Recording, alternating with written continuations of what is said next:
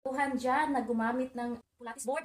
Bibigyan ko kayo ng tips ng mga exercise kung paano ko gamitin itong Pilates board. Let's go guys. Ganito lang ito guys. So meron lock dito sa middle. So gagamitin mo ganito. Tapos mag-push ka na ganyan. So depende kayo. Kung baguhan lang kayo, huwag kayong masyadong too much workout. Dahan-dahan lang. Kung pwede, 10 lang ba ng ganito. Yan lang. Tapos pwede din kayo mag ganito. Lagay dito yung ano ninyo.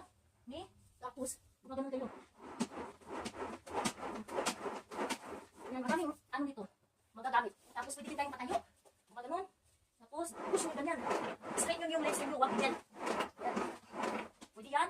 Tapos meron din ganito. I-unlock yung sa middle para kayong mag-biking. So ganyan lang.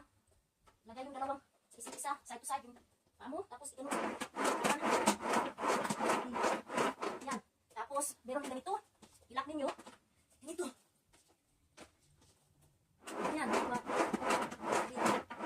So meron ganyan exercise. Tapos meron din ni. Lagay yung ninyo dito. Tapos lagay yung dalawang kamay sa front ninyo. Tapos meron din. One. So ganyan. Tapos meron din sa side. I-unlock ito. Pwede kayong maganyan. Tapos inyo.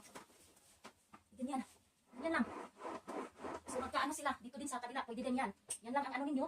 Tapos kailangan naka-unlock ito kasi magkawala ito. So next pwede din sa paa. Para strong yung paa ninyo. Para mag-form yung legs ninyo. Gumagano'n kayo.